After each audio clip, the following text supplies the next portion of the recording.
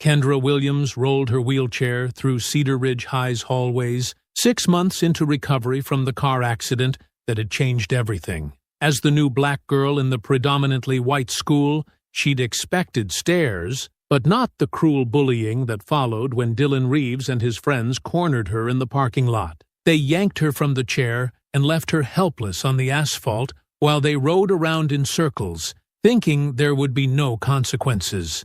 But what Dylan didn't know was that before her accident, Kendra had been a martial arts prodigy, trained by her father, a former Army combat instructor. And soon the bullies would learn a very painful and costly lesson.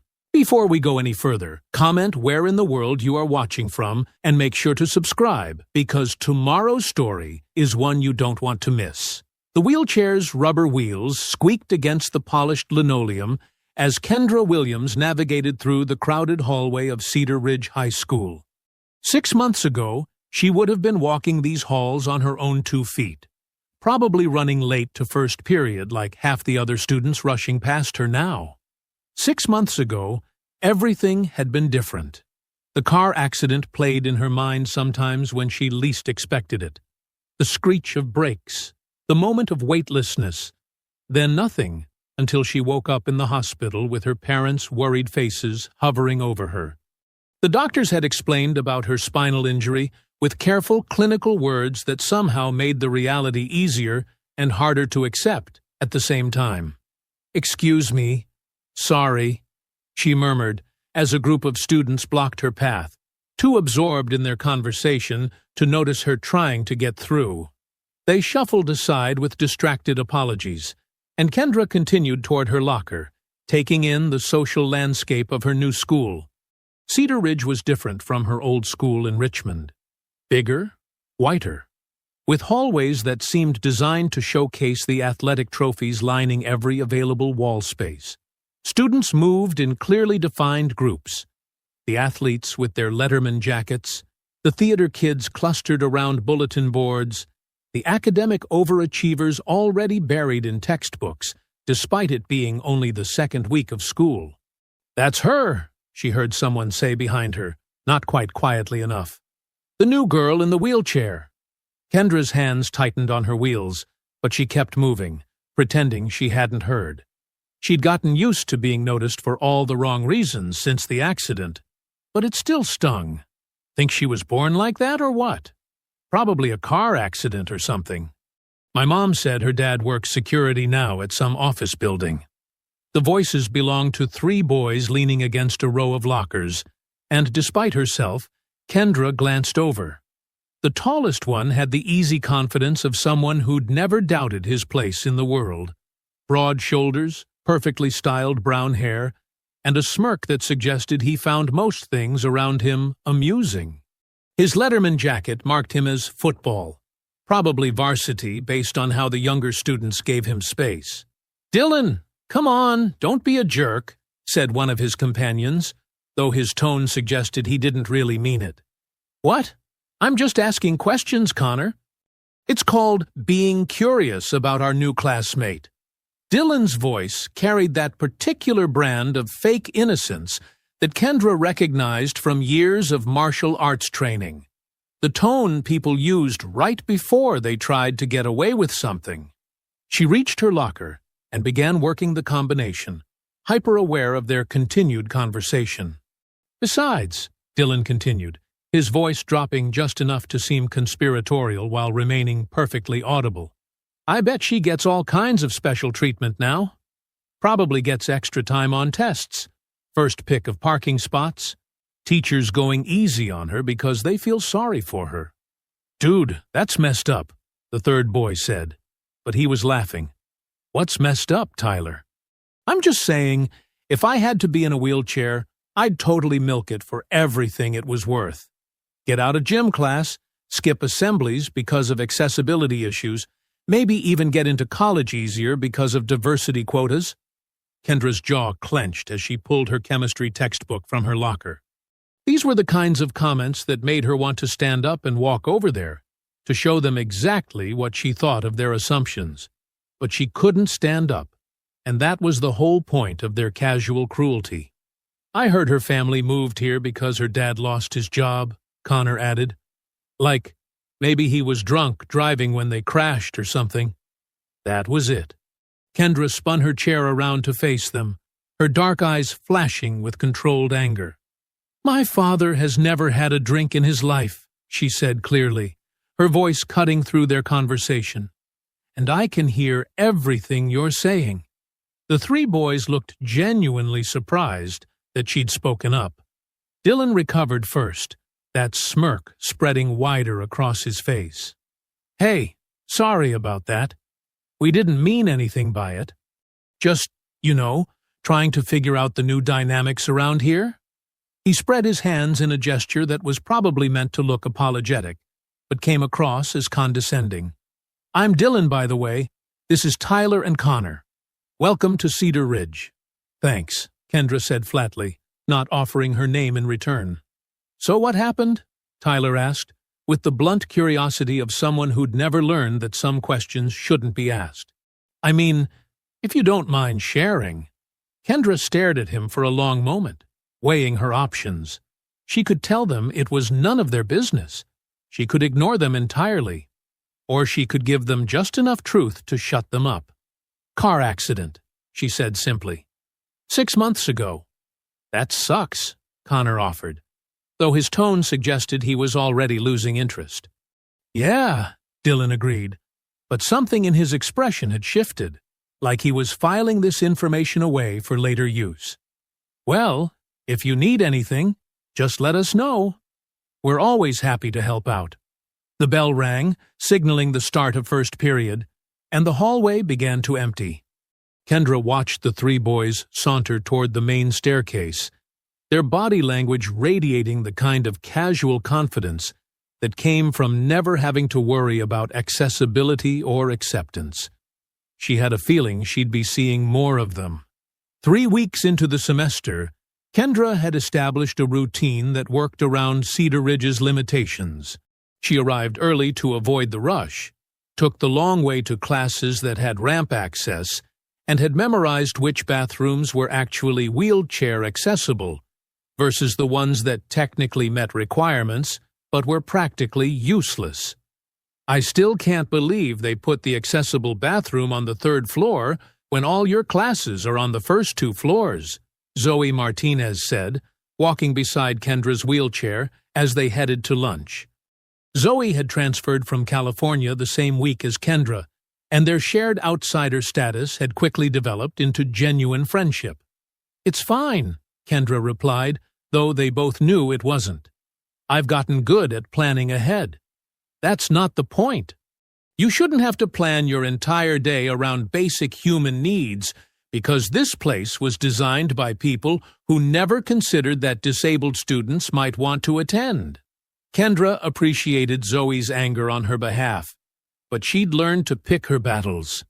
Some things were worth fighting for, and others were just the reality of navigating a world that hadn't been built with her in mind. They were passing the main staircase when Dylan's voice carried down from the 2nd floor landing. Heads up! Incoming wheelchair traffic. Make sure you're not blocking the ramp. Kendra looked up to see Dylan, Tyler, and Connor descending the stairs.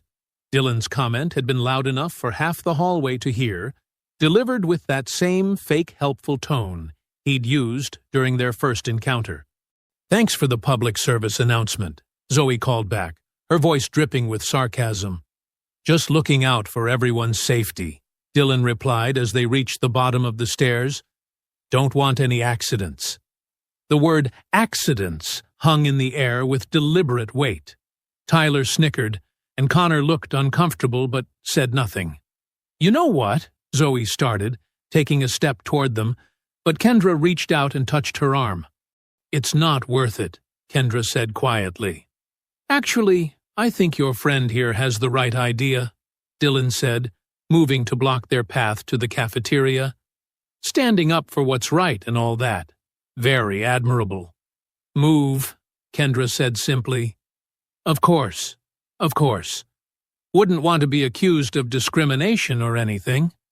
Dylan stepped aside with exaggerated courtesy, but Tyler positioned himself directly in front of Kendra's wheelchair. Oops, sorry, didn't see you there, Tyler said with mock innocence as Kendra had to stop short. Probably should get one of those little flags they put on bicycles, Connor added, finally joining in. You know, for visibility. Kendra felt the familiar burn of controlled rage building in her chest. These weren't random acts of thoughtlessness. They were calculated moves designed to humiliate her while maintaining plausible deniability. If she complained, they could claim it was all just misunderstandings. "Tyler, move!" Zoe said, her voice sharp with warning. "What? I'm just standing here." Tyler spread his arms innocently. "It's a free country. I can stand wherever I want." "Not if you're deliberately blocking someone's path," Kendra said, her voice steady despite the anger simmering beneath the surface. "Deliberately? That's a pretty serious accusation. You got any proof of that?"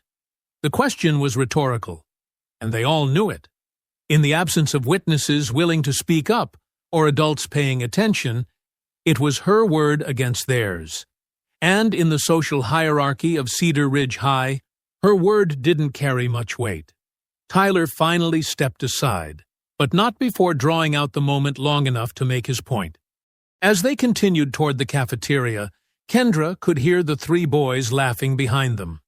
"This is getting ridiculous," Zoe said once they were out of earshot. "You need to report them." "For what? Standing in a hallway?" "For harassment. For creating a hostile environment.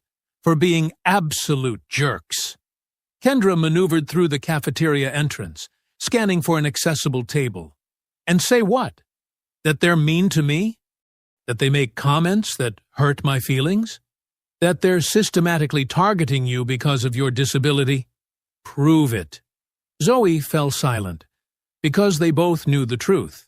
The boys were careful, always towing the line between outright bullying and behavior that could be explained away as teenage thoughtlessness.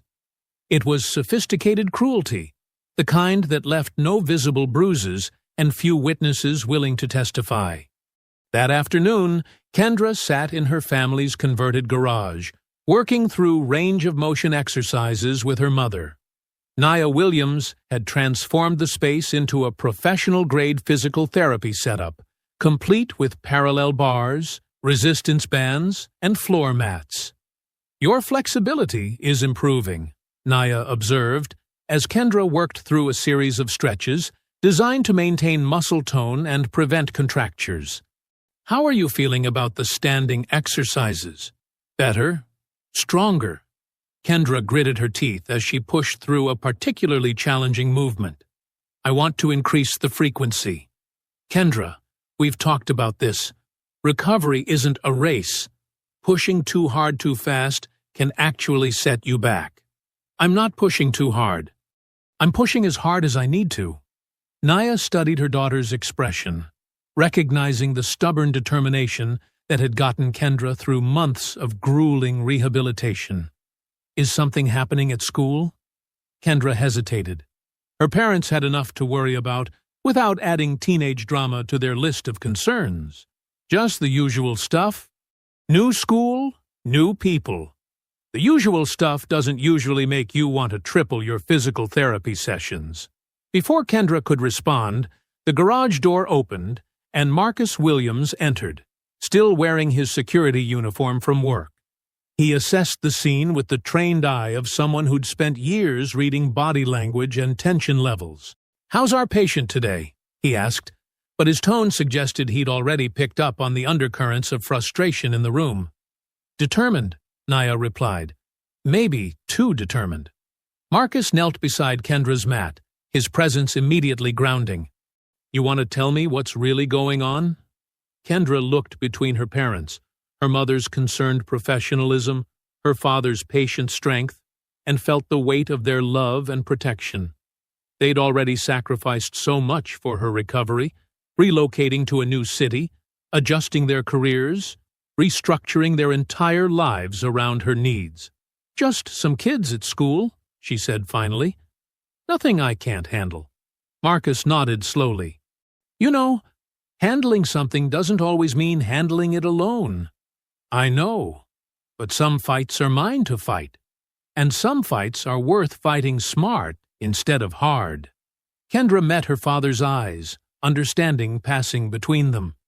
Marcus had taught her that strength came in many forms, and sometimes the strongest thing you could do was wait for the right moment to act. "Can we work on the standing exercises?" she asked. Marcus smiled. "Let's see what you've got." By November, the harassment had escalated from inconvenient encounters to deliberate targeting.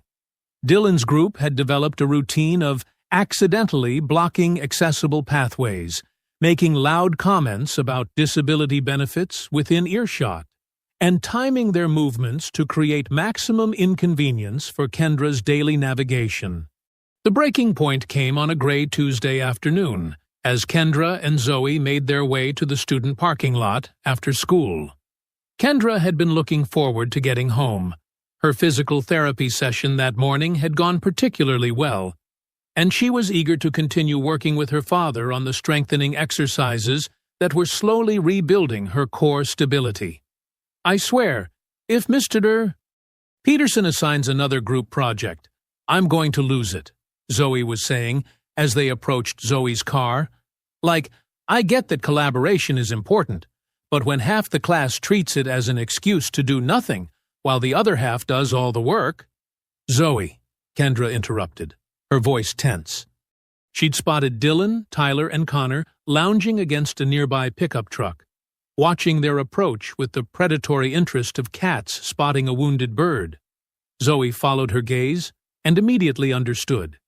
Maybe we should go back inside, wait for them to leave. "No," Kendra's jaw set with determination. "I'm not hiding from them anymore." They continued toward the car, but as Kendra began transferring from her wheelchair to the passenger seat, a process that required her to slide from the chair onto the car seat while Zoe folded Kendra's wheelchair, Dylan's voice cut across the parking lot. "Hey, look at that! Daily gymnastics show." Tyler laughed. "Better than cable TV?" Kendra tried to ignore them, focusing on the transfer process, but their commentary continued.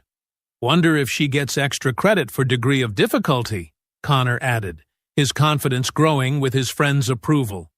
"Shut up!" Zoe snapped, positioning herself between Kendra and the boys while still helping with the wheelchair. "Whoa! Hostile much?" Dylan said, pushing off from the truck. "We're just appreciating the performance." That's when Kendra realized they weren't just talking anymore. They were walking over.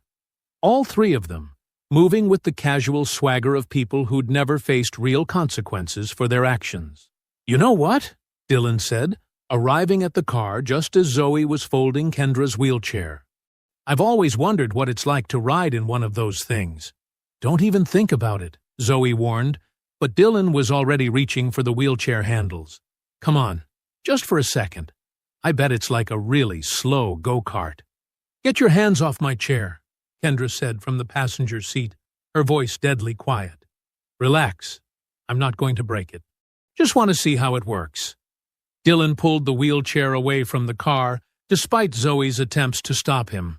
Tyler and Connor moved to block Zoe from interfering as Dylan settled into Kendra's wheelchair. "Oh, wow. This is actually pretty comfortable. No wonder you're in no hurry to get out of it." "You need to stop," Kendra said, her hands clenched into fists. From her position in the car, she was completely helpless to intervene physically. "Stop what? I'm just testing out the equipment, making sure it's safe for public use." Dylan began wheeling around the parking lot in wide circles, Tyler and Connor jogging alongside him like an entourage. "This is actually pretty fun," Dylan called out. "Tyler, you've got to try this." "Dylan, give it back," Zoe demanded, but Tyler stepped in front of her. "He's just having a little fun. Don't be such a buzzkill." The scene was attracting attention from other students loading into their cars, but instead of intervening, they pulled out their phones to record. Some were laughing, treating it like entertainment. Others looked uncomfortable, but made no move to help. Kendra watched in helpless rage as Dylan performed wheelies in her chair, whooping with delight each time he managed to lift the front wheels off the ground. The sight of him treating her mobility device like a toy, while she sat trapped in the car unable to do anything about it, was more humiliating than any of their previous harassment. "Look, I'm doing tricks," Dylan announced, attempting to spin the wheelchair in a tight circle. The chair tilted dangerously, nearly toppling before he caught his balance. "You're going to break it!" Kendra shouted, her composure finally cracking. "What? This thing's built like a tank. Probably costs more than my car, right? Insurance must be paying for all kinds of fancy upgrades." Tyler had taken his turn in the chair and was now racing Connor in circles around the parking lot. The sound of their laughter mixed with the squeal of rubber wheels on asphalt created a soundtrack of pure humiliation. "Please," Kendra said, hating the word as soon as it left her mouth but desperate to get her chair back. "I need it to get around." "Course you do," Dylan said, finally climbing out of the wheelchair. But instead of returning it, he left it sitting 20 feet away from the car. "There you go, good as new." "Bring it here," Zoe demanded. "What? You can't walk 20 feet? Oh, wait." Dylan's smirk widened. "I guess you can't." They walked away laughing, leaving Kendra stranded in the passenger seat and Zoe standing helplessly beside the car. Other students who had witnessed the entire scene quickly dispersed, clearly wanting to avoid any association with what had happened. Zoe retrieved Kendra's wheelchair, her hands shaking with anger as she checked it for damage. "Those absolute jerks. We're reporting this. Right now." "To who?" Kendra asked bitterly. "The administration that's been ignoring everything else they've done?" "To someone. Anyone. This can't be legal." But as they drove home in silence, both girls knew the truth. Without adult witnesses or clear evidence of intent to harm, it would be treated as teenage horseplay gone too far. The boys would claim they were just having fun, never meaning any harm, sorry if feelings got hurt. That night, Kendra lay awake, staring at the ceiling, replaying every moment of the parking lot incident. The laughter, the phones recording her humiliation, the casual cruelty disguised as entertainment.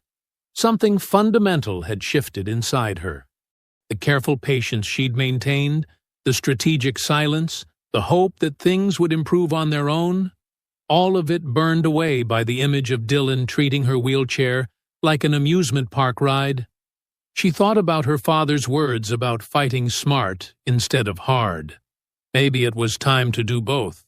The next morning, Kendra sat across from Vice Principal Johnson in his cramped office, watching him shuffle through papers with the distracted air of someone who had already decided how this conversation would end. "So, you're saying these boys took your wheelchair and rode around in it?" Johnson asked, not looking up from his notes. "Yes, for several minutes, while other students filmed it. And this happened in the parking lot, after school hours? Technically after school, but still on school property." Johnson finally looked at her, his expression suggesting mild annoyance at having to deal with teenage drama. "Miss Williams, I understand that adjusting to a new school can be challenging, especially given your circumstances. But what you're describing sounds like typical teenage behavior that got a little out of hand." "Typical teenage behavior?" Kendra's voice remained steady, but her knuckles were white where they gripped her wheelchair armrests. "Boys being boys, you know? I'm sure they didn't mean any real harm.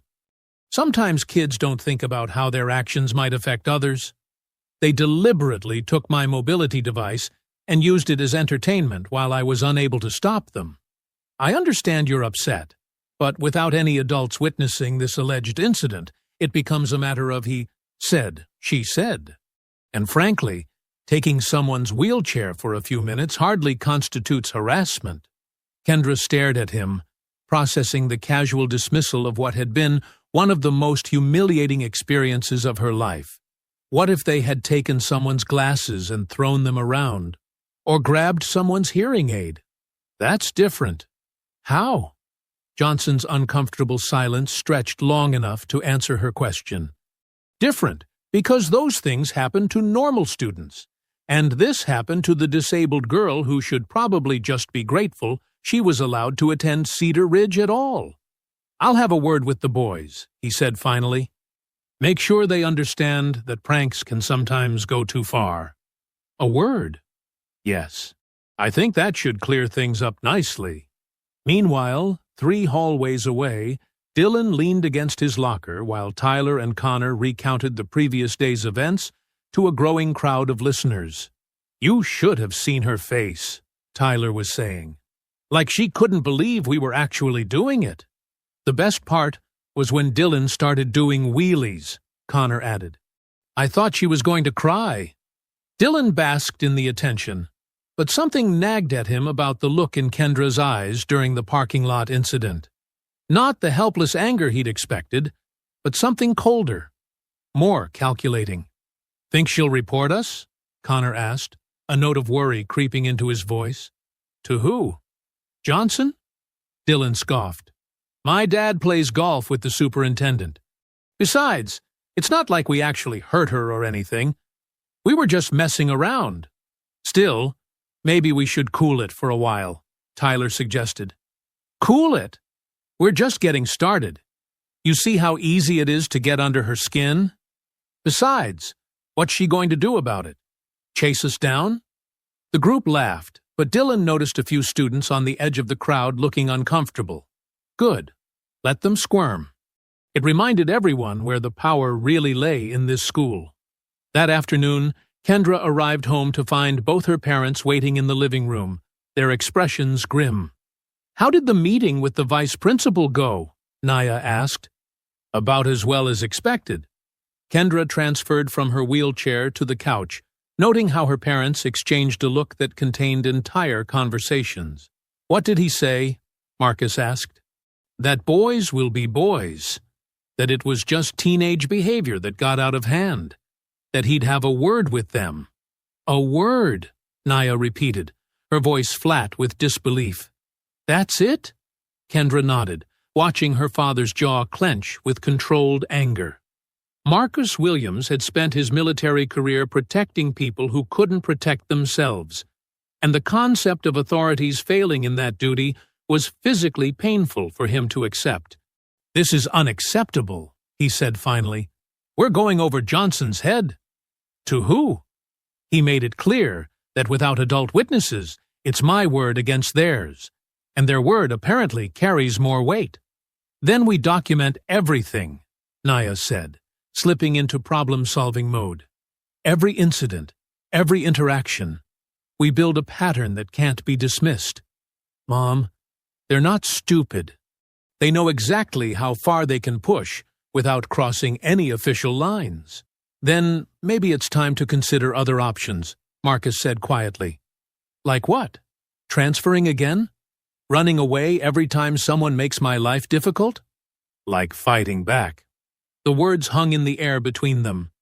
Naya shot her husband a warning look, but Marcus continued. "I'm not talking about violence. I'm talking about refusing to be a victim. About making them understand that actions have consequences, even when the system fails to enforce them." "Marcus," Naya warned. "What? She has every right to defend herself. We've been training her to regain her strength. Maybe it's time she remembered what that strength is for." Kendra looked between her parents, seeing the fundamental divide in their approaches. Her mother wanted to work within the system, to document and report and hope that eventually justice would prevail. Her father understood that sometimes the system was the problem, and justice had to be taken rather than given. "I need to think," Kendra said finally. That night, she lay in bed replaying the vice principal's dismissive tone, the boys' laughter echoing in the parking lot, the phones recording her humiliation for social media entertainment. But mixed with the anger was something else, a cold, focused determination that reminded her of the mindset she'd cultivated during years of martial arts training. Her father was right about one thing. She'd been thinking like a victim, hoping for rescue that wasn't coming. Maybe it was time to start thinking like a fighter again. The change in Kendra's training regimen was subtle, but significant. Where before she had approached her physical therapy with determined hope, now she attacked each exercise with focused intensity that bordered on fierce. "Easy," Naya cautioned, as Kendra pushed through her third set of core strengthening exercises that morning. "Your muscles need time to rebuild. You can't force progress." "I'm not forcing anything," Kendra replied through gritted teeth, maintaining her plank position despite the tremor in her arms. "I'm just done accepting limitations." Marcus watched from the doorway, recognizing the shift in his daughter's mindset. It was the same transformation he'd witnessed in soldiers who'd stopped hoping for rescue and started planning their own escape. "Show me the standing progression again," Kendra said, after completing her floor work. "Kendra, we just did that yesterday. Your body needs... My body needs to remember what it's capable of." Kendra transferred to the parallel bars, gripping the rails with white knuckles. "How long can I maintain weight-bearing now?" "About 2 minutes, but that's significant progress from... I want to get to 5 minutes by Christmas." Naya and Marcus exchanged glances. Christmas was 6 weeks away.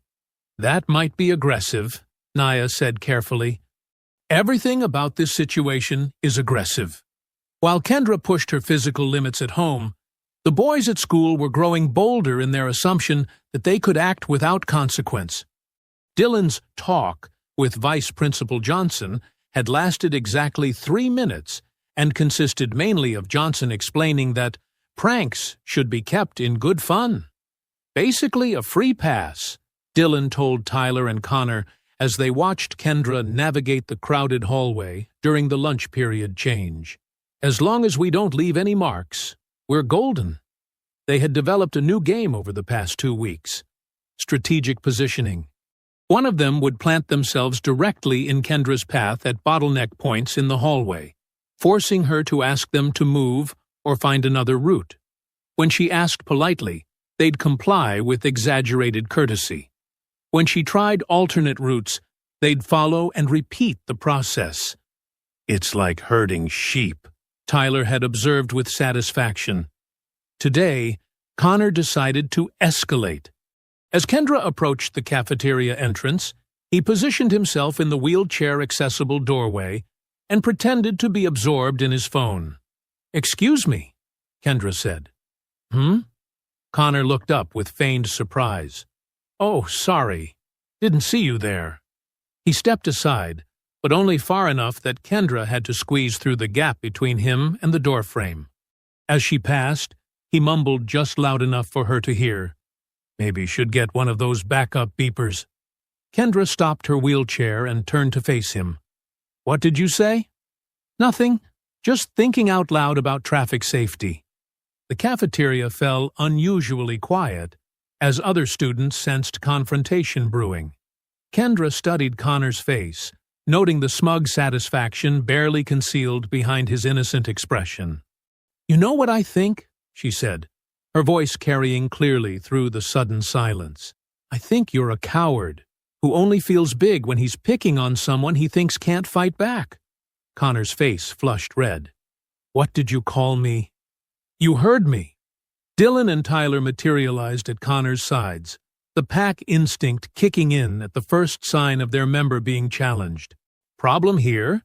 Dylan asked, though his tone suggested he was hoping for one. "No problem," Kendra replied calmly, "just making an observation about people who mistake cruelty for courage." "Careful," Tyler said, stepping closer to her wheelchair. "You're starting to sound ungrateful for all the help we've been giving you around here." "Help?" Kendra's laugh was sharp with disbelief. "Is that what you call it?" "We've been nothing but accommodating," Dylan said, "making sure you have clear paths, looking out for your safety, even testing your equipment to make sure it's working properly." The cafeteria audience was growing, students drawn by the unusual sight of someone directly confronting the popular athletes. Some had phones out, ready to capture whatever happened next. "You're right," Kendra said, surprising everyone with her sudden agreement. "You have been very instructive. I've learned a lot from watching you." Something in her tone made Dylan frown. "Yeah? Like what?" "Like how much people will let you get away with when they think you're untouchable. Like how easy it is to mistake silence for weakness. Like how satisfying it must feel to punch down instead of up." "You threatening us?" Connor asked, his voice rising. "Threatening you?" Kendra tilted her head, as if considering the possibility. "What could I possibly do to threaten you? I'm just a girl in a wheelchair, right?" The question hung in the air with more weight than its words should have carried. Dylan felt an uncomfortable prickle of unease, though he couldn't pinpoint why. "That's right," he said finally. "So maybe remember that next time you want to run your mouth." Kendra smiled, and something about that smile made all three boys take an unconscious step backward. "I'll remember everything," she said softly. "Every word, every action, every consequence." Memory is funny that way. It has a habit of coming back when you least expect it. She wheeled away toward an empty table, leaving the three boys standing in the doorway, with the unsettling feeling that they'd just lost an exchange they should have won easily. "What was that about?" Tyler muttered. Dylan shook his head, but the unease lingered. For the first time since this had all started, he wondered if they might be underestimating exactly who they were dealing with. 3 days after the cafeteria confrontation, Miss Rodriguez noticed the pattern during her 5th period English class. She'd been teaching for 12 years and had developed an eye for the subtle dynamics that adults often missed. The way certain students positioned themselves to intimidate others, the careful timing of disruptions, the psychological warfare that teenagers waged with surgical precision. Today, she watched Tyler deliberately knock his textbook off his desk, just as Kendra was wheeling past to turn in her assignment. The book landed squarely in her path, forcing her to stop and maneuver around it, while Tyler made a show of slowly retrieving it. "Sorry about that," Tyler said with mock sincerity. "These things just have a mind of their own." Dylan and Connor snickered from their seats nearby, and Ms. Rodriguez felt her jaw tighten. She'd witnessed similar incidents over the past month. Always small, always plausibly accidental, always targeting the same student. After class, she approached Kendra as the other students filed out. "Can I speak with you for a moment?" Kendra paused, wariness flickering across her features. "Is there a problem with my essay?" "No. Your work is excellent, as always.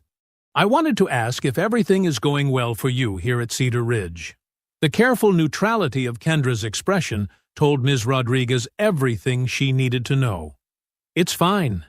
Just the usual adjustment period." The usual adjustment period doesn't typically involve students deliberately creating obstacles in your path. Kendra's hands stilled on her wheelchair wheels. "I'm sorry?" "I've been watching, Kendra. The book incidents, the strategic positioning, the comments, just loud enough to hear. This isn't normal teenage behavior." For a moment, hope flickered in Kendra's eyes before being quickly suppressed. Even if that were true, what could you do about it? Ms. Rodriguez recognized the defeat in that question, the voice of someone who'd already tried official channels and found them wanting. "I could document what I've observed, file a formal complaint. And then what? They get another talking to about keeping pranks in good fun?" The bitterness in Kendra's voice confirmed Ms. Rodriguez's suspicions about how previous reports had been handled. Maybe. But at least there would be an adult witness on record. Kendra considered this, weighing the potential benefits against the almost certain escalation that would follow. What if it makes things worse? What if doing nothing makes things worse? Before Kendra could respond, the classroom door opened and Vice Principal Johnson appeared, his expression already conveying irritation. "Ms. Rodriguez, I need to speak with you about the incident you talked to me about regarding some boys in your class." Ms. Rodriguez's stomach dropped. She hadn't submitted any report yet. She'd only been considering it. but her pause in responding gave Johnson the opening he needed. "I think there might be some misunderstanding about normal student interactions," he continued, glancing meaningfully at Kendra. "Sometimes what appears to be targeted behavior is really just teenage clumsiness." "Teenage clumsiness that only affects one student?" Ms. Rodriguez asked. "Miss Williams, would you give us some privacy?" Johnson's tone made it clear this wasn't a request. Kendra left reluctantly, but not before catching Ms. Rodriguez's eye with a look that said she'd been through this before. As soon as the door closed, Johnson's demeanor shifted to barely controlled frustration. "Maria, I need you to be very careful about the allegations you're considering. These are good kids from prominent families. Accusations of harassment could seriously damage their futures. What about Kendra's future? What about her right to attend school without being systematically tormented?" Systematically tormented? That's a bit dramatic, don't you think? We're talking about typical teenage social dynamics. I'm talking about deliberate, repeated targeting of a disabled student. Johnson's expression hardened. "And I'm talking about 3 young men with bright futures who don't deserve to have their reputations destroyed by overreaction to normal adolescent behavior." Ms. Rodriguez felt the familiar weight of institutional pressure, the subtle message that her job security might depend on her willingness to look the other way. "So I should just ignore what I'm seeing?" "I'm suggesting you consider whether what you think you're seeing is actually what's happening. Sometimes our desire to protect can make us see problems where none exist." Later that evening, Kendra pushed herself harder than ever during her training session with her father. Her frustration powered each movement, each deliberate step in the parallel bars, a rejection of the helplessness that others seemed determined to impose on her. "That's 10 minutes of weight-bearing," Marcus observed. "Your balance is improving, too." "It's not enough." Kendra's voice was tight with controlled anger. "I need to be stronger. Faster. This isn't just about physical strength anymore, is it?" Kendra met her father's eyes in the mirror that lined one wall of their makeshift gym. "A teacher tried to help me today. Tried to document what's been happening." "That's good news." Johnson shut her down before she could even file a report. Told her she was overreacting, that the boys' futures were more important than protecting me. Marcus was quiet for a long moment, processing the implications. "So the system isn't just failing you? It's actively protecting them. Looks that way? Then we stop depending on the system." "Dad, don't even think about it," Kendra said without looking up. "Think about what? Whatever protective dad thing you're considering? I can see it on your face." Marcus studied his daughter, seeing not just her determination but her fragility beneath it. 6 months of rebuilding herself physically and emotionally, and these boys were systematically tearing it down. "Sometimes fathers have to step in," he said quietly. "Not this time. Kendra, these boys need to understand that their actions have consequences, and since the school won't provide those consequences—" "You will?" Kendra turned to face him, her expression mixing gratitude with frustration. "Dad, I love you for wanting to protect me, but this is something I have to handle myself." "Why? Because you're trying to prove you're independent? Because if you fight my battles for me, I'll never learn to fight them myself." Naya joined them in the kitchen, sensing the tension. "What are we talking about?" "Marcus is considering a direct approach to our problem," Kendra said. "A conversation," Marcus clarified, "with the boys and their parents, making it clear that this harassment stops now." "And what happens after that conversation?" Naya asked, her therapist training kicking in. "When they realize Kendra tattled to her daddy?" "They'll escalate," Kendra said simply. "They'll make my life 10 times worse, and they'll be more careful to avoid adult witnesses." Marcus felt the familiar frustration of a protector whose hands were tied. "So, I'm supposed to just watch them torment you? You're supposed to trust that you raised me to handle this. You're 17 years old. I'm 17 years old, and I've been through more than most adults. I survived a car accident that could have killed me. I've rebuilt my entire life from scratch. I think I can handle 3 insecure teenage boys. Despite her words, Marcus could see the cost of this ongoing battle in the tension around her eyes, the way she held her shoulders. The boys weren't just harassing her. They were wearing her down, day by day. That afternoon, while Kendra was in her last class, Marcus found himself sitting in his truck in the Cedar Ridge parking lot. He'd been planning to wait for Kendra as usual, but seeing Dylan, Tyler, and Connor walking toward their cars gave him an opportunity he couldn't ignore. He got out of the truck and approached them, his military bearing immediately commanding their attention. "You boys are Dylan Reeves, Tyler Brooks, and Connor Walsh," he said. It wasn't a question. The 3 boys exchanged glances, suddenly looking much younger and less confident. "Yes, sir," Dylan replied cautiously. "I'm Marcus Williams, Kendra's father." The color drained from Connor's face. Tyler shifted uncomfortably. Dylan tried to maintain his composure, but failed to hide the nervousness in his eyes. "I want to be very clear about something," Marcus continued, his voice calm but carrying the weight of absolute authority. "The harassment of my daughter stops now, today, permanently." "Sir, I think there might be some misunderstanding," Dylan started. "No misunderstanding." Marcus stepped closer, close enough that all 3 boys had to look up to meet his eyes. "I know exactly what you've been doing. The wheelchair incident, the comments, the deliberate obstruction in hallways. All of it. We were just," Tyler began. "You were just what? Having fun?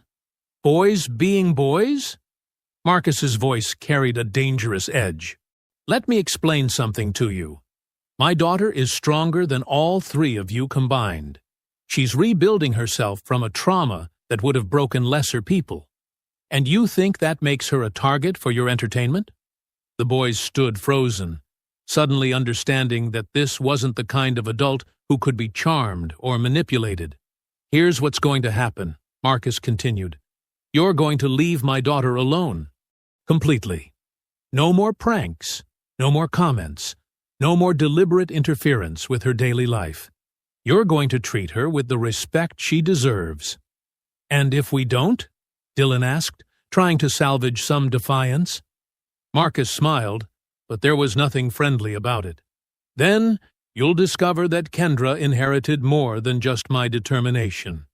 And you really don't want to find out what that means." That evening, Dylan paced around his bedroom while Tyler and Connor sat on his bed, all 3 of them still processing the parking lot encounter with Marcus Williams. "Can you believe that guy?" Dylan said, his initial shock giving way to indignation. "Coming at us like some kind of tough guy military wannabe." "He was pretty intense," Connor admitted, unconsciously rubbing his arms where goosebumps had formed during the confrontation. "So what? He's intense. Big deal. What's he actually going to do? Beat up 3 high school students?" Dylan's voice grew louder with each word. "He'd be arrested before he made it off school property." Tyler nodded slowly, his confidence returning. "Yeah, and my dad's a lawyer. One phone call and that guy would be facing assault charges just for threatening us." "Exactly." Dylan stopped pacing and turned to face his friends. "He's all bark and no bite. Has to be. Adults can't just go around intimidating kids, no matter how tough they think they are." Connor shifted uncomfortably. "I don't know, guys. Maybe we should just lay off for a while. I mean, what's the point of messing with her anymore anyway?" "The point," Dylan said, his voice taking on an edge that made Connor flinch, "is that nobody threatens me.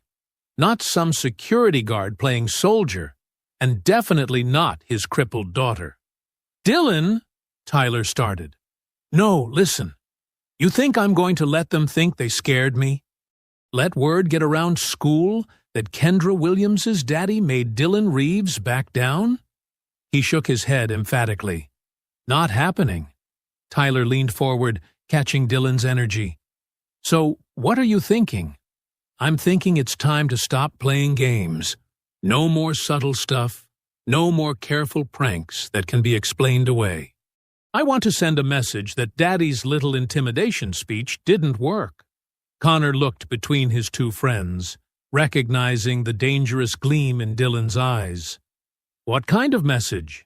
The kind that puts Princess in her place once and for all. Shows everyone at school who really runs things around here.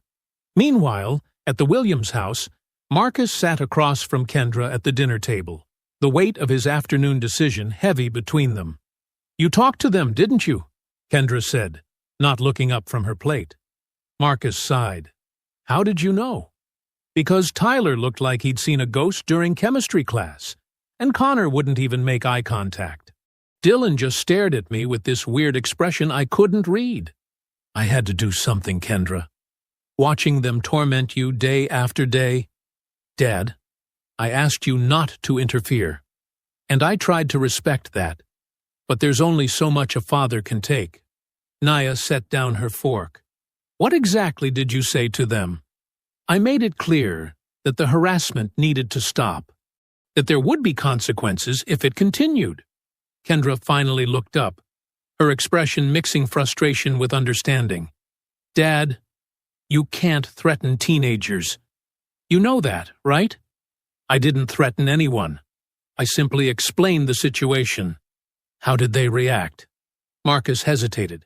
They seemed appropriately concerned, meaning they were scared in the moment, but are probably planning retaliation right now.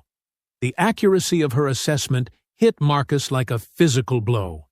In his desire to protect his daughter, he might have made things exponentially worse. Back in Dylan's room, the planning session had taken on the intensity of a military briefing. Tyler had pulled up the school's online calendar on his phone, scanning for opportunities. Winter formal is next Friday, he said. Everyone's going to be there. Too public, Dylan replied. Too many adults around. We need something more private. What about the parking lot again? Connor suggested. After school, when most people have left? No, that's where her dad confronted us. Too obvious. Dylan stopped pacing, a slow smile spreading across his face. I've got a better idea. Tyler and Connor waited, recognizing the look that usually preceded Dylan's most elaborate schemes. You know how she always stays late on Thursdays for that stupid debate club meeting? Yeah, so? So she's always one of the last people to leave. Usually just her and that friend of hers, what's her name? Zoe. Parking lot's practically empty by then. Connor felt his stomach tighten. Dylan, what are you thinking? I'm thinking it's time for Princess Wheels to learn what happens when Daddy can't protect her. When there's no one around to witness her humiliation. Dude, that sounds like justice, Dylan interrupted. She thinks she's so tough, sitting there in her chair giving us attitude. Her father thinks he can intimidate us into backing down. Time to show them both how wrong they are. Tyler was nodding enthusiastically now. What did you have in mind? Something memorable. Something that'll be talked about for the rest of the school year. Something that makes it crystal clear who has the power around here. Connor looked between his two friends, recognizing that they'd crossed a line from casual cruelty into something much darker. Guys, I don't know about this. What if we get caught?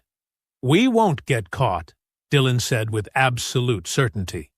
And even if we did, what are they going to do? Expel the star linebacker and two of his best friends? My dad donates more money to this school than half the other parents combined. Besides, Tyler added, it'll be her word against ours. And we've already established how much weight her word carries around here. Dylan smiled, the expression cold and calculating. Thursday can't come fast enough. Thursday afternoon arrived with deceptive normalcy.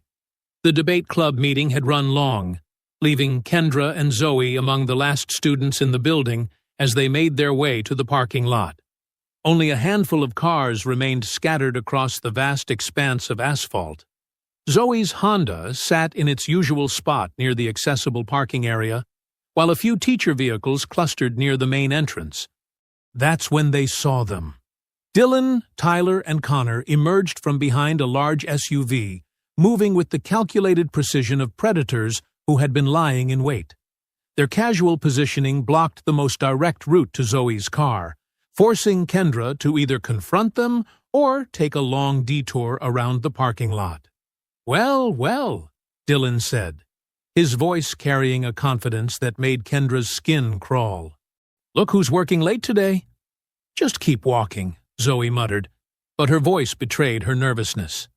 "Actually," Tyler said, stepping further into their path, "we were hoping to have a little chat." Connor positioned himself to cut off their retreat toward the school building, completing the trap. Unlike their previous encounters, there was no pretense of accidental interaction this time. This was deliberate, planned, and isolated. "Chat about what?" Kendra asked, her voice steady despite the adrenaline beginning to course through her system. "About respect," Dylan replied. "About boundaries. About what happens when people don't know their place." Zoe had her phone out, finger hovering over her emergency contacts. "We don't want any trouble." "Too late for that," Tyler said. "Trouble already found us when Daddy decided to play tough guy in the parking lot." Dylan stepped closer to Kendra's wheelchair. "Here's what's going to happen. You're going to get out of that chair right now, so we can have some fun with it again." "No." The simple word hung in the air with unexpected force. Dylan blinked, as if he hadn't heard correctly. "I said no. I don't think you understand the situation here," Tyler said, moving closer. "You don't get to say no. Get out of the chair," Dylan demanded, reaching for her arm. "Now." "Don't touch me," Kendra warned, her voice dropping to a dangerous quiet. But Dylan was beyond listening. Months of unchecked aggression and his father's confrontation had built to this moment. He grabbed Kendra's arm and yanked hard, pulling her forward out of the wheelchair.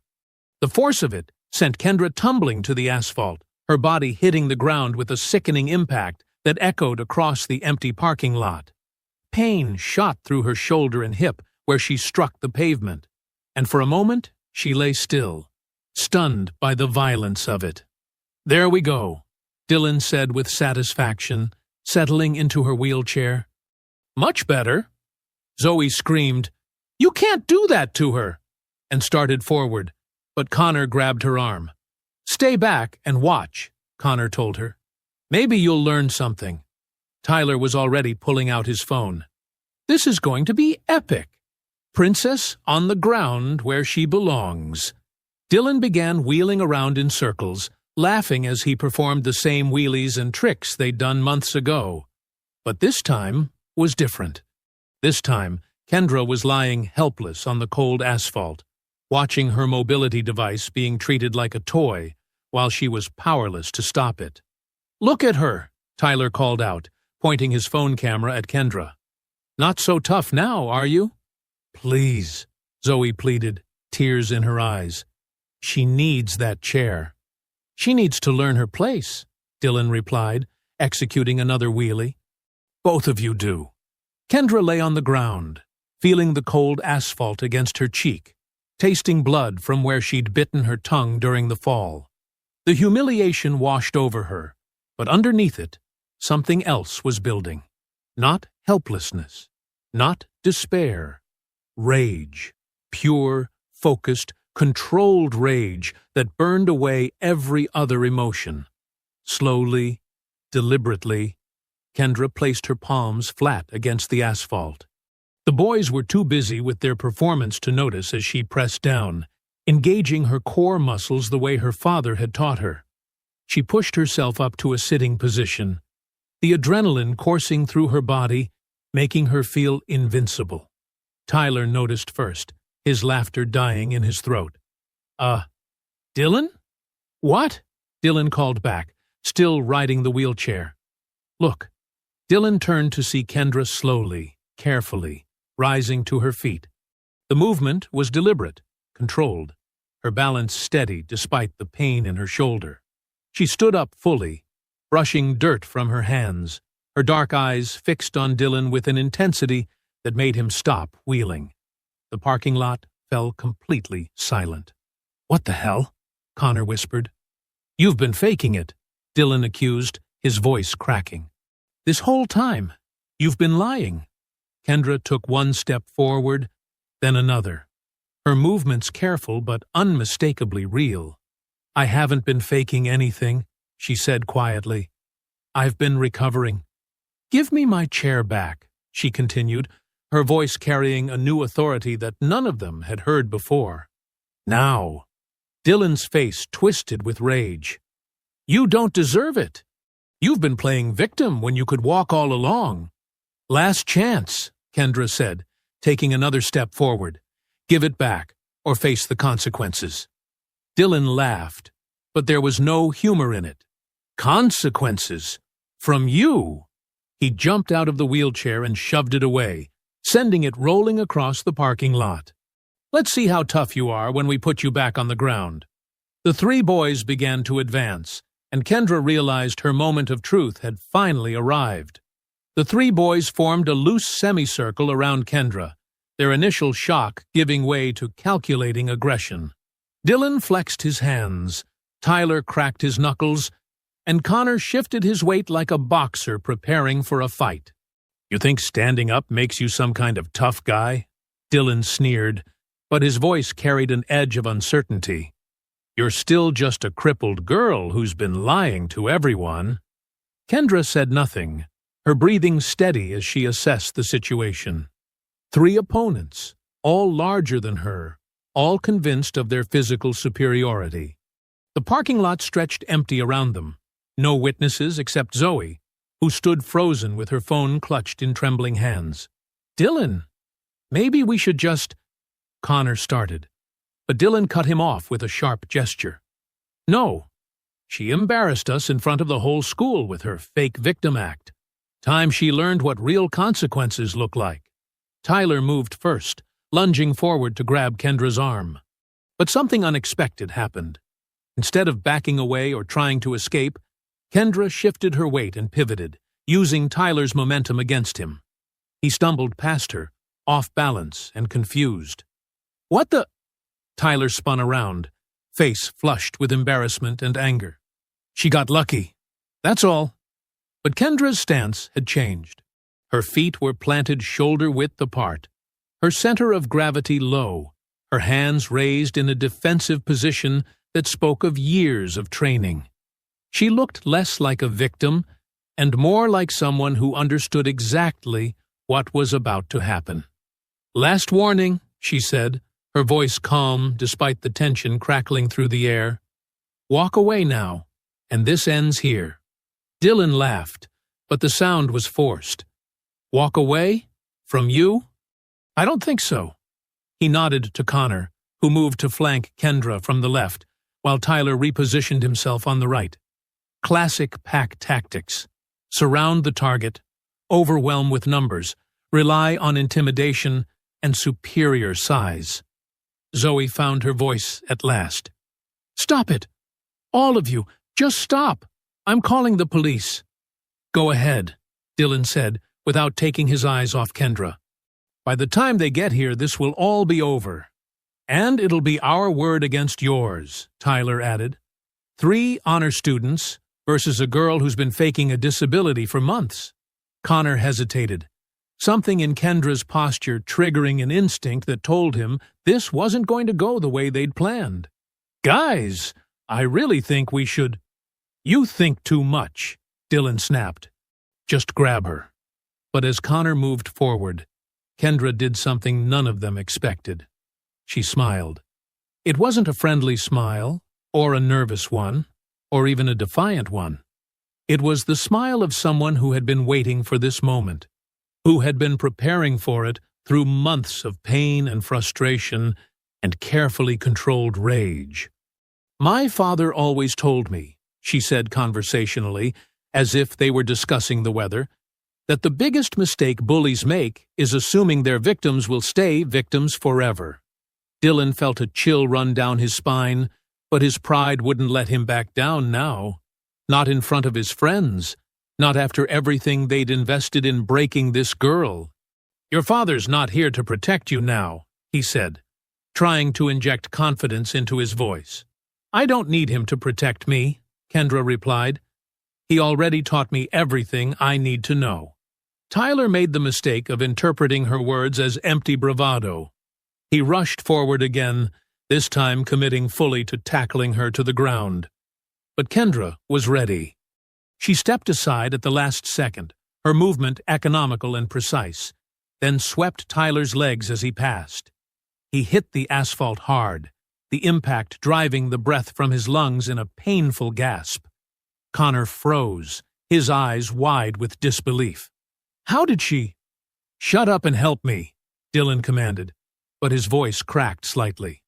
This wasn't how it was supposed to go. They were supposed to be in control, supposed to be the ones teaching lessons. Zoe, meanwhile, had overcome her initial paralysis and was frantically working her phone. But instead of calling the police, she was recording, her hands steadying as she realized what she was witnessing. Dylan and Connor approached more cautiously now, having seen what happened to Tyler, who was still on the ground clutching his ribs and struggling to breathe. 2 against 1, Dylan said, trying to convince himself as much as Kendra. "Even if you know some karate moves, you can't take both of us." Kendra's stance shifted again, her weight distribution changing in ways that suggested she was far from finished. "You want to test that theory?" The challenge hung in the air between them, and for the first time since this confrontation began, Dylan felt a flicker of genuine fear. Not just fear of losing a fight, but fear of what that loss would mean for his reputation, his status, his carefully constructed identity as someone who was untouchable. "Connor," he said quietly, "when I say go, we both rush her at the same time." Connor nodded reluctantly, though every instinct was screaming at him to run.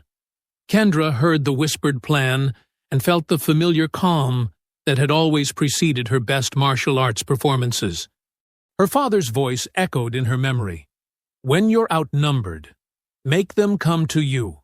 Control the engagement." She was ready. "Go!" Dylan shouted. He and Connor rushed forward simultaneously, their plan simple but effective. Overwhelm her with numbers and force. Dylan aimed high, going for her shoulders to bring her down, while Connor went low, trying to take out her legs. But Kendra had been preparing for exactly this scenario through months of training with her father.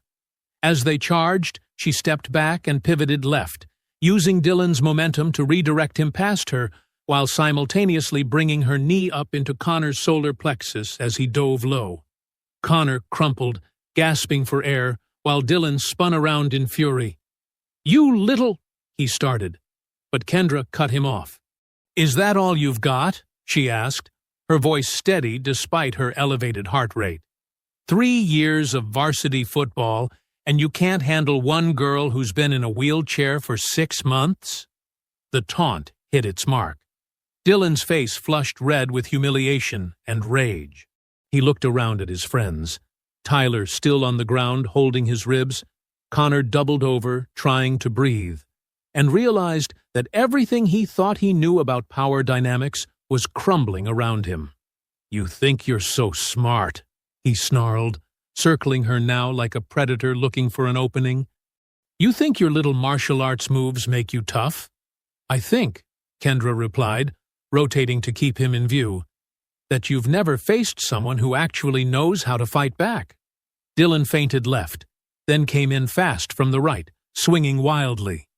But his movements were driven by emotion rather than technique, telegraphed and clumsy. Kendra ducked under his swing and drove her palm up into his nose, not hard enough to break it, but enough to bring tears to his eyes and make him stagger backward. "My turn," she said quietly. What followed was less a fight than a demonstration. Years of martial arts training, months of focused rehabilitation, and a lifetime of controlled anger came together in a series of movements that were as precise as they were devastating. Dylan rushed her again, and this time Kendra didn't just evade, she met his charge head-on. She grabbed his outstretched arm, used his momentum to spin him around, and swept his legs out from under him. He hit the asphalt hard, the impact jarring through his entire body. Tyler had managed to get back to his feet and made another attempt to help his friend, but Kendra was ready for him too. As he approached from behind, she pivoted and caught him with a controlled strike to his shoulder that sent him spinning sideways and back to the ground. "Stop!" Connor gasped from where he was still trying to catch his breath. "Just stop!" But Dylan wasn't finished. Pride and humiliation drove him to his feet one more time, blood trickling from his nose, his Letterman jacket torn and dirty. "This isn't over," he wheezed, wiping blood from his face. "You think you've won something? You think this changes anything?" "Actually," Kendra said, not even breathing hard, "I think it changes everything." Dylan looked around at the scene, his two friends on the ground, his own disheveled appearance, and Kendra standing calmly in the center of it all, completely in control. The realization hit him like a physical blow. They hadn't just lost a fight. They'd been dominated, humiliated, reduced to exactly the kind of helpless victims they'd tried to make her. "You were recording this, weren't you?" he suddenly demanded, whirling to face Zoe. Zoe held up her phone, her face pale but determined. "Every second of it. Delete it. Right now." "No. Delete it, or You'll what?" Kendra stepped between Dylan and Zoe, her stance making it clear that any threat to her friend would have to go through her first. "Haven't you embarrassed yourself enough for one day?" Dylan's hands clenched into fists, his face a mask of frustrated rage. But as he looked at Kendra, standing tall, unafraid, clearly capable of defending herself and others, something fundamental shifted in his expression.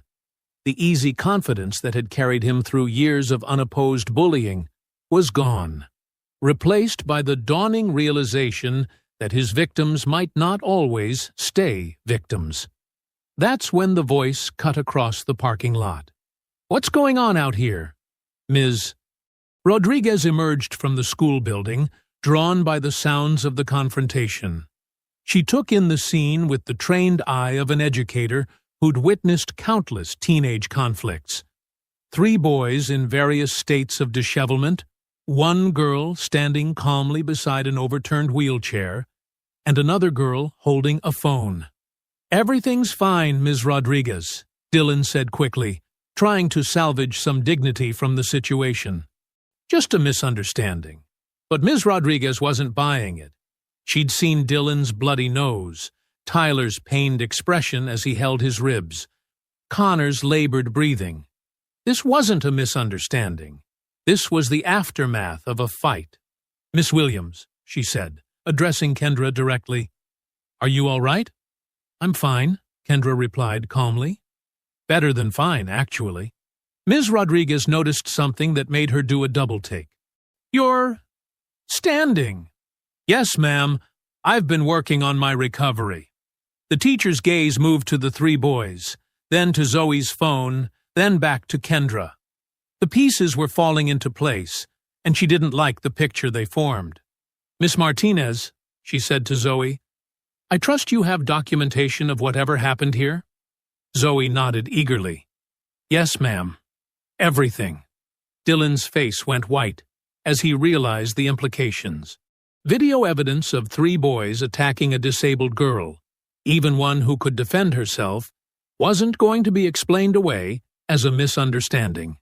"All of you," Ms. Rodriguez said with quiet authority, "are coming with me to the office." Now, as they made their way back toward the school building, Kendra walking steadily beside her retrieved wheelchair, the 3 boys trailing behind like defeated soldiers, Dylan finally understood that this wasn't just about losing a fight. He'd lost everything. The walk back to the school building felt surreal to Kendra. Her adrenaline was still coursing through her system, her hands trembling slightly from the confrontation, but her steps were steady and sure. Behind her, Dylan nursed his bloody nose, while Tyler and Connor limped along in defeated silence. Ms. Rodriguez led them directly to the main office, where the evening custodial staff looked up in surprise at the unusual procession. The fluorescent lights seemed harsh after the dim parking lot, casting everything in stark relief. "Mrs. Patterson," Ms. Rodriguez called to the secretary who was preparing to leave for the day, "I need you to contact Principal Hayes immediately, and we'll need to reach the parents of these 4 students." Vice Principal Johnson emerged from his office, having heard the commotion. His expression immediately shifted to one of controlled annoyance when he saw the group. "What's going on here?" he asked, his tone suggesting this was an unwelcome interruption to his evening routine. "There was an altercation in the parking lot," Ms. Rodriguez replied. "Miss Martinez has it recorded." Johnson's eyes flicked to Zoe's phone, and Kendra caught a flash of concern cross his features. "I'm sure it's just another misunderstanding. You know how these things can get blown out of proportion." "Show him," Ms. Rodriguez said to Zoe. As the video played, Johnson's expression grew increasingly uncomfortable. Kendra watched him carefully, noting how he winced when Dylan yanked her from the wheelchair, how his jaw tightened when the boys advanced on her. "Well," Johnson said when it ended, his voice carefully neutral, "this is certainly unfortunate. But it looks like Miss Williams handled herself quite well. No real harm done." "No real harm done?" Ms. Rodriguez's voice rose with disbelief. "They assaulted her." "Now, let's not be dramatic. These are good kids who got carried away. I'm sure we can handle this with a simple disciplinary meeting." The office door burst open, and Principal Hayes strode in, his expression already grim from Ms. Rodriguez's urgent phone call. He was a tall, thin man who'd been principal for 15 years and prided himself on knowing everything that happened in his school. "Where's this video I need to see?" he demanded without preamble. Johnson stepped forward quickly. "Principal Hayes, I think we can handle this situation without—" "Show me the video." Hayes cut him off, his tone brooking no argument. As Hayes watched the footage, his expression grew darker with each passing second. When Dylan yanked Kendra from her wheelchair, Hayes's hands clenched into fists. When the boys taunted her about faking her disability, his face flushed with anger. "This is unacceptable," he said when it ended. "Completely unacceptable."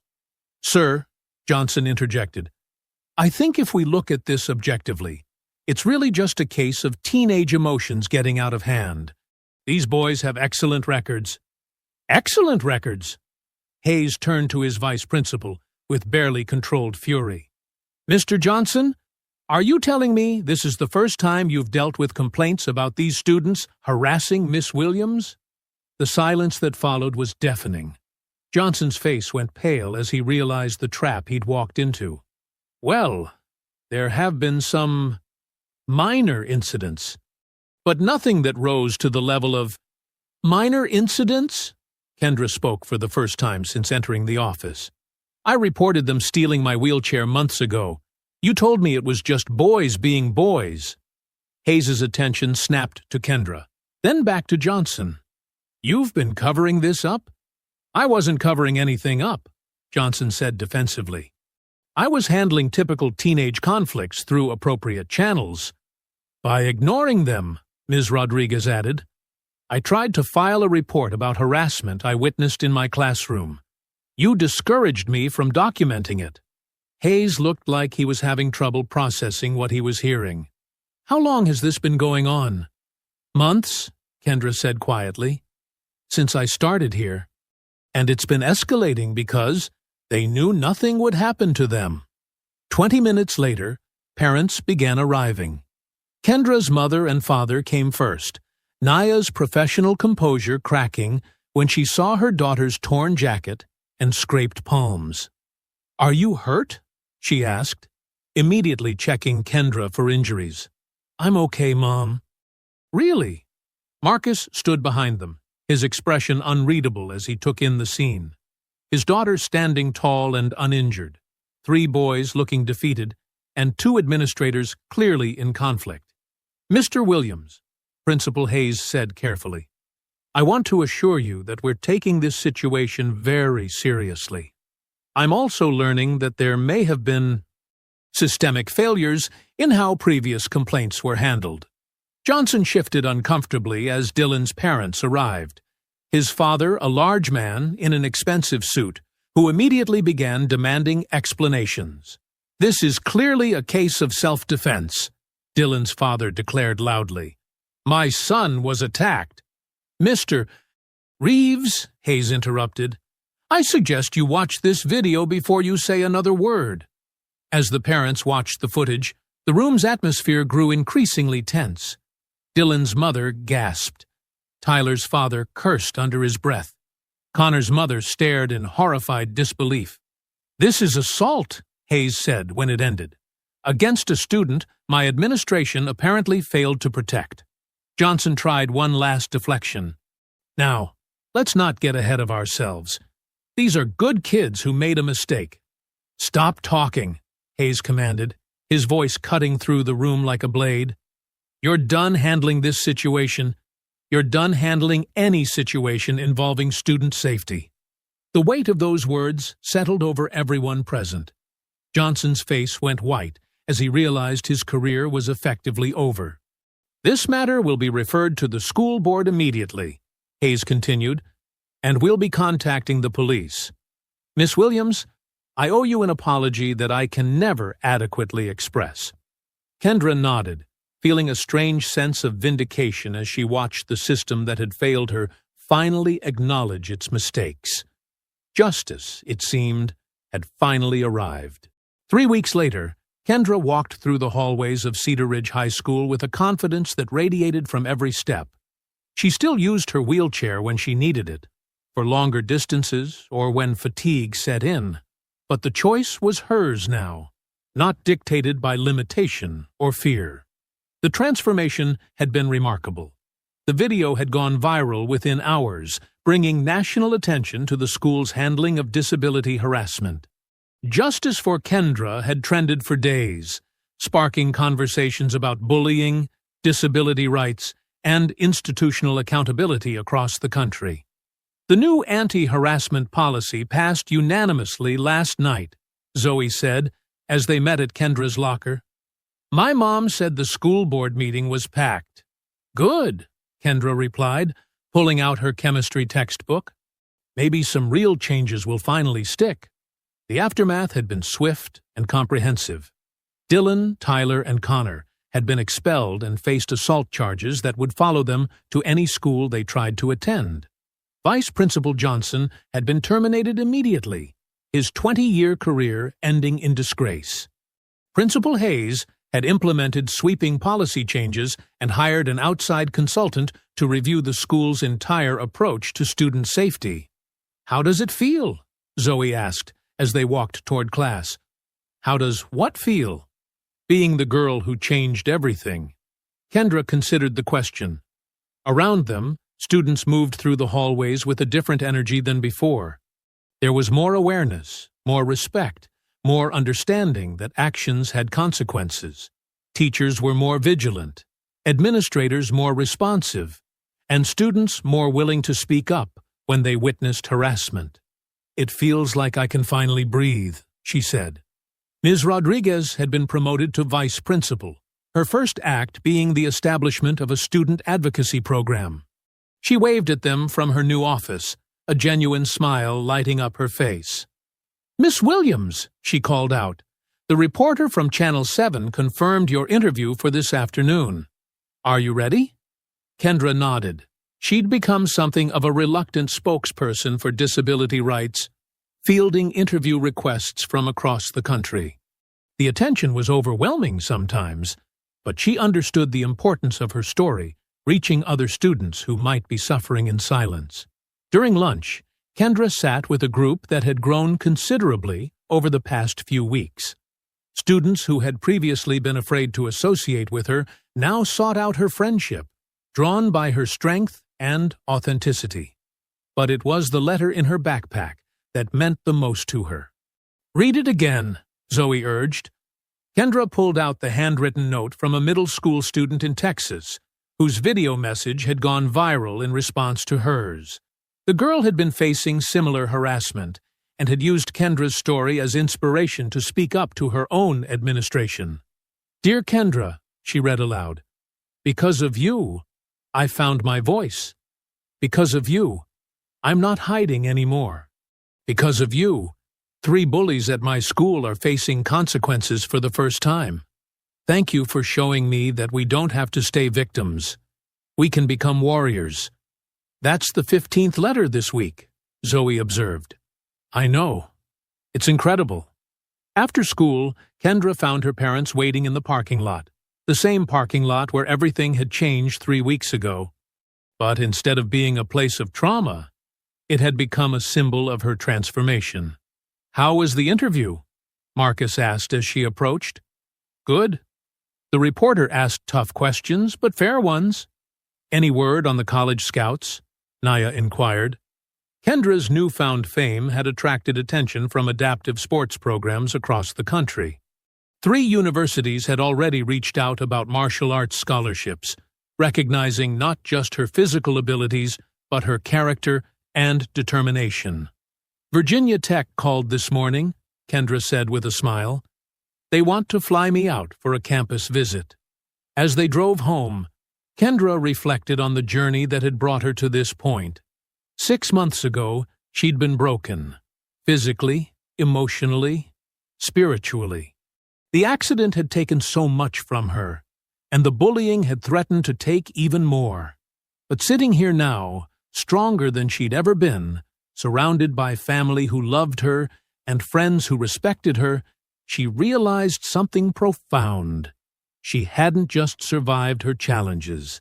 She'd transformed them into purpose. "You know," she said, as they pulled into their driveway, "I used to think the accident was the worst thing that ever happened to me." "And now?"